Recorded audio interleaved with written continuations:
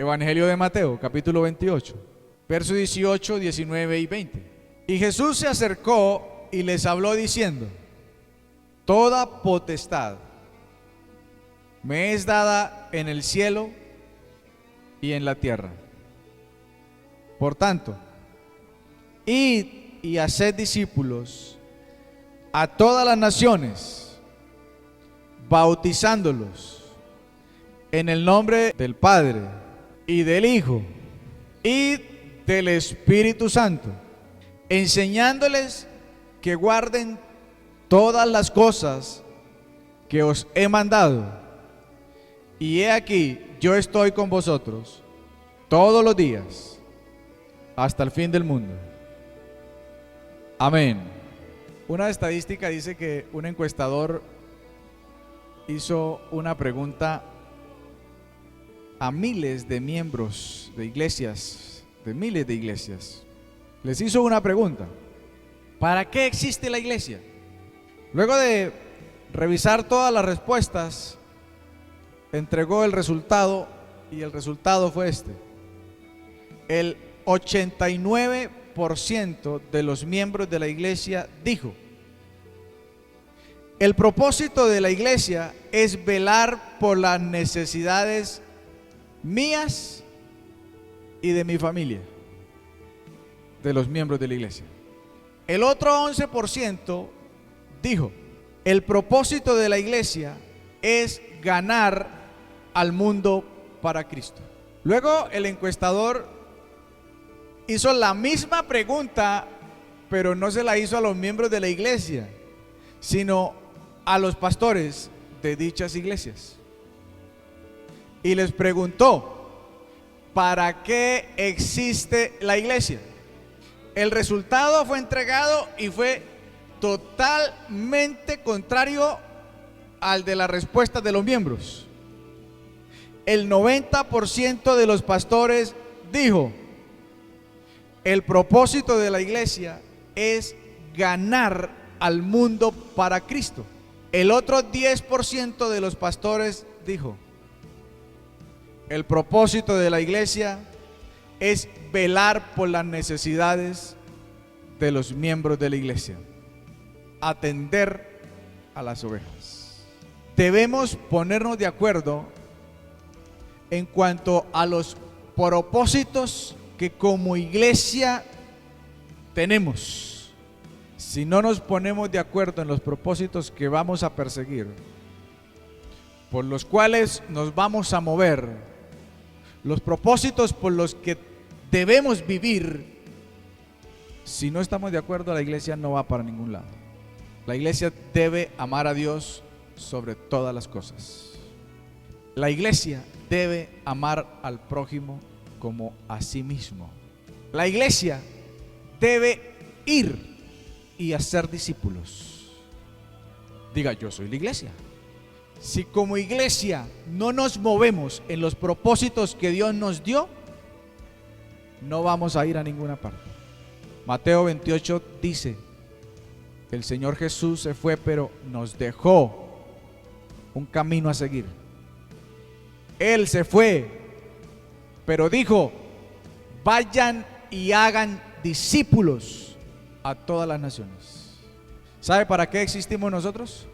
Para comunicar la palabra de Dios, para llevar el mensaje del evangelio, para llevar las buenas nuevas del reino. Es nuestra responsabilidad. No es responsabilidad de los que no conocen al Señor. Es responsabilidad de cada uno de nosotros que ha sido salvo por el Señor Jesucristo.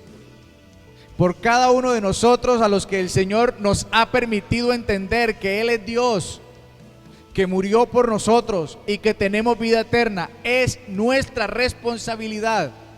Es el mandato de Cristo que usted y yo llevemos el mensaje a los demás, al mundo entero, al que anda sin Cristo, sin salvación.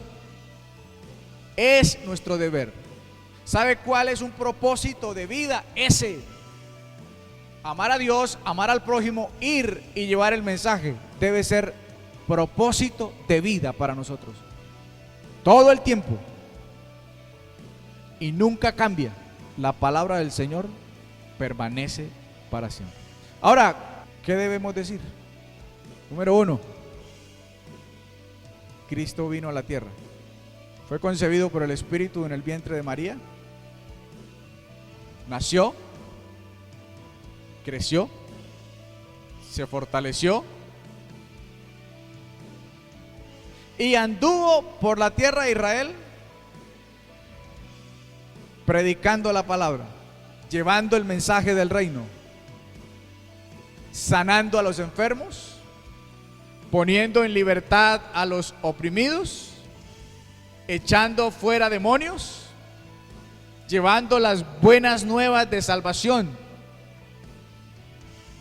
Luego de que el Señor anduvo sobre la tierra, se fue. Pero lo primero que debemos tener en cuenta es que Él anduvo sobre la tierra, que ya vino. Una cosa interesante que el Señor hizo cuando vino es que preparó discípulos para que siguieran haciendo la tarea cuando Él se fuera.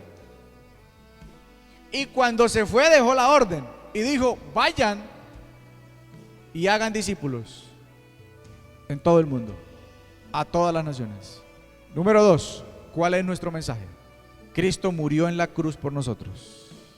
Siendo en forma de Dios, se despojó a sí mismo de su investidura de Dios y tomando forma de hombre, viniendo a la tierra, se entregó voluntariamente a la muerte y derramó su sangre para darnos perdón y salvación. Número 3, ¿cuál es nuestro mensaje? Cristo resucitó y vive para siempre. ¿Hay un registro bíblico o histórico de otro que venció la muerte y que no volvió a morir y que vive para siempre? ¿Hay un registro? ¿Lo leyó en Google? ¿En Wikipedia? ¿En la historia patria? ¿En la Biblia? ¿En los libros apócrifos o los no apócrifos? No, solo Cristo. ¿Y San Gregorio? No, ¿cierto?